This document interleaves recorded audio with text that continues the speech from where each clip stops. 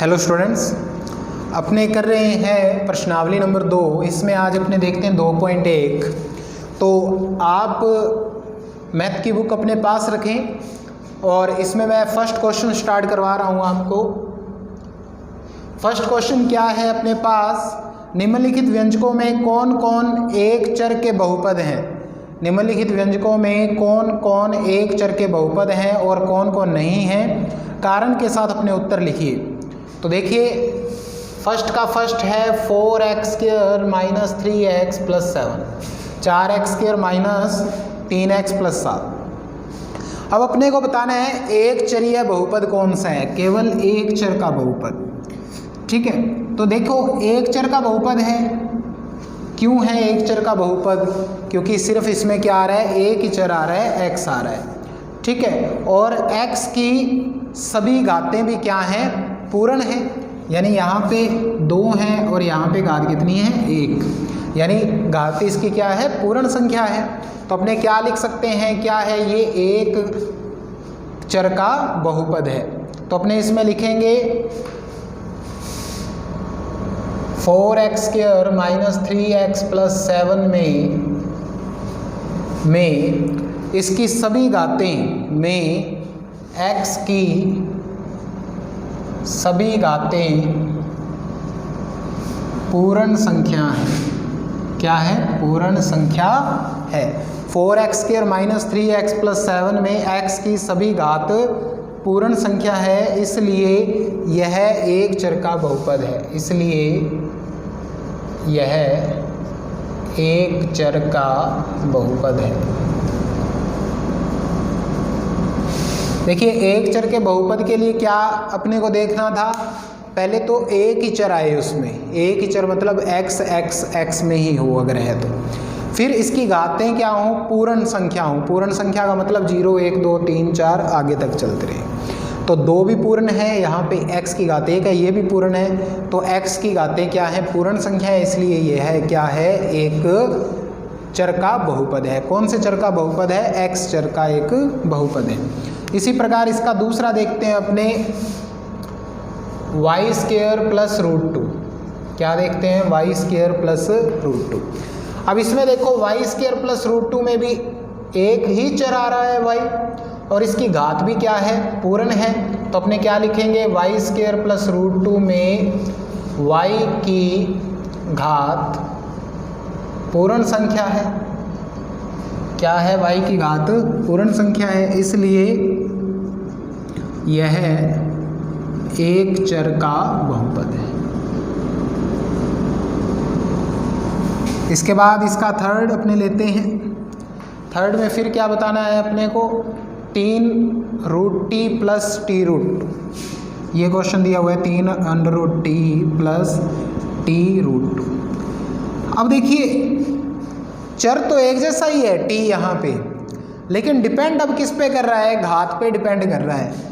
3√t plus t√2 में t की सभी घातें पूर्ण संख्या नहीं है।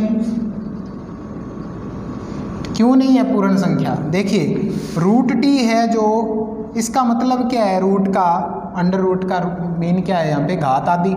और आधा जो है 1/2 है, वो एक पूर्ण संख्या नहीं है। जब ये पूर्ण संख्या नहीं है तो ये एक चर का बहुपद नहीं है, इसलिए यह एक चर का बहुपद नहीं है। यह व्यंजक एक चर का बहुपद नहीं है। इस प्रकार से अपने को इसमें पता लगाना है, क्योंकि यहाँ पे क्या आ गया, √t आ गया, और √t का मीन क्या है, घात आदि। घात आदि यानी 1/2, 1/2 क्या नहीं है, पूर्ण संख्या नहीं है। 4 नंबर इसका y प्लस 2/y। देखो इसको अपने क्या लिख सकते हैं, y प्लस, ये y नीचे भाग में ऊपर लेके जाएंगे तो घात किसकी हो जाएगी, माइनस की।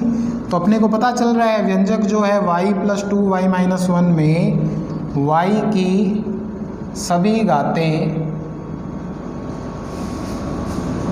पूर्ण संख्या में नहीं है। जब पूर्ण संख्या में नहीं है, क्योंकि यहाँ पे y की घात -1 आ गया और -1 पूर्ण संख्या में नहीं आता है, ठीक है, y की घात क्या है यहाँ पे -1 है, y की घात -1 है जो कि पूर्ण संख्या नहीं है। जब पूर्ण संख्या नहीं है तो इसका मतलब क्या कह देंगे अपने इसको, इसलिए यह एक चर का बहुपद नहीं है, यानी ये बहुपद नहीं। इसके बाद अपने इसका देखते हैं 5 नंबर। 5 नंबर में अपने को क्या दे रखा है, x की घात 10 प्लस y की घात 3 प्लस t की घात 50। x की घात 3 दिया हुआ है प्लस x की घात 10 है, y की घात 3 है प्लस t की घात 50। अब देखिए ये तो देखने से पता चल रहा है अभी एक चर का बहुपद नहीं है, क्योंकि यहाँ पे x, y और t 3 चर आ गए हैं। ठीक है, यहाँ पे x, y और t क्या आ गए हैं, 3 चर अपने पास आ गए हैं। तो अपने लिखेंगे इस व्यंजक में x, y, t 3 चर हैं। जब 3 चर हैं तो अपने इसको क्या कह सकते हैं, तो ये एक चर का तो बहुपद हुआ ही नहीं। ठीक है, अतः यह एक चर का बहुपद नहीं है, अतः यह एक चर का बहुपद नहीं है। अगर ये एक चर का बहुपद नहीं है, अगर आपसे ये पूछ ले कि क्या ये बहुपद है, तो अपने को कहेंगे बहुपद है। कितने चरों का बहुपद है, 1, 2, 3। यह 3 चरों का बहुपद है। कितने चरों का बहुपद है, 3 चरों का बहुपद है। ओके स्टूडेंट्स, तो अपने इस प्रकार से पता चला सकते हैं। इनके आगे आप व्यंजक जरूर लिख लें। ठीक है, व्यंजक।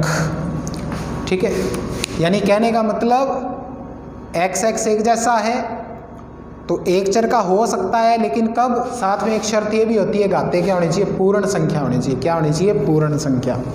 ठीक है, यहाँ भी पूर्ण संख्या थी घात में, यहाँ पे √t आ गया तो घात आधी हो गई तो पूर्ण संख्या नहीं थी। यहाँ पे माइनस में आ गई, -1 भी पूर्ण संख्या नहीं है। ये अब घाते तो पूर्ण संख्या में थी, लेकिन चर अलग अलग आ गए x, y, t, तो 3 चर है तो ये 3 चर का बहुपद है, एक चर का बहुपद नहीं है। अब इसके बाद अपने करते हैं 2 नंबर क्वेश्चन। बड़े ध्यान से देखें 2 नंबर क्वेश्चन में क्या है। बुक जरूर अपने पास रखें, अगर आपके पास नहीं है तो मार्केट से आप परचेज करें और बुक अपने पास में रखें। जैसे क्वेश्चन चल रहे हैं, ठीक है, वैसे क्वेश्चन देखिए और उसका आंसर देखिए और इसको प्रैक्टिस करें।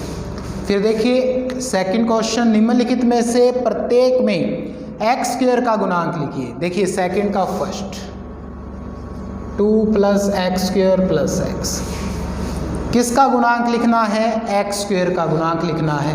ठीक है, सभी क्वेश्चन अपने लिख लेते हैं पहले। सेकंड अपने को दिया हुआ है 2 - x² + x³। फिर थर्ड अपने को दिया हुआ है π/2 x² + x। फिर एक फोर्थ और है अपने पास, फोर्थ √2 x - 1। तो अब देखिए अपने से इसमें पूछ रहा है x² का गुणांक। तो लास्ट वीडियो लेक्चर में एक क्वेश्चन लास्ट में इसको करवाया भी था। तो x² का गुणांक जो x² के गुणा में आ रहा हो, जो x² के गुणा में आ रहा हो, क्या है x² के गुणा में 1, तो अपने क्या लिखेंगे, x² का गुणांक क्या है 1। फिर यहाँ पे देखिए x² का गुणांक,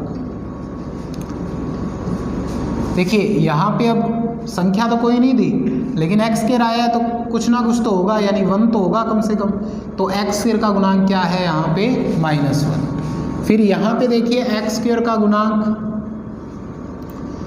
x² के गुणा में क्या लिखा हुआ है π/2, तो यही क्या होगा x² का गुणांक। फिर यहाँ पे देखिए x² का गुणांक, जब इसमें x² का पद दे ही नहीं रखा, जब इसमें x² का पद अपने को दिया ही नहीं हुआ, तो अपने x² का गुणांक यहाँ पे क्या लिखे, तो मैं लिख सकता हूँ 0x²। तो 0x² का मतलब 0 ही होता है, तो अपने x² का गुणांक मतलब यहाँ पे क्या है 0 है। तो इस प्रकार से अपने को ये क्वेश्चन करने हैं, x² का गुणांक यानी x² के गुणा में क्या अंक है।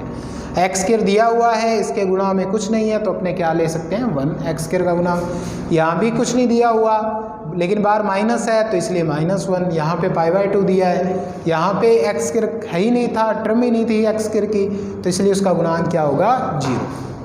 अब उसके बाद एक लास्ट क्वेश्चन अपने आज देखते हैं इस वीडियो लेक्चर में, थर्ड क्वेश्चन है इसका। तो देखिए थर्ड का फर्स्ट क्या कह रहा है, 35 घात के द्विपद का 35 घात का क्या लिखते हैं अपने एक द्विपद का और 100 घात के एक पदी का उदाहरण लिखते हैं। तो देखिए 35 घात का द्विपद का एक उदाहरण दे रहे हैं, 35 घात का द्विपद। अब द्विपद का मतलब क्या था, अब भी आपको मैंने बताया था लास्ट वीडियो लेक्चर में, द्विपद जिसमें दो पद हो, यानी बीच में एक प्लस का साइन हो, इधर एक पद हो और एक इधर पद हो, यानी 35 घात का लिखना है।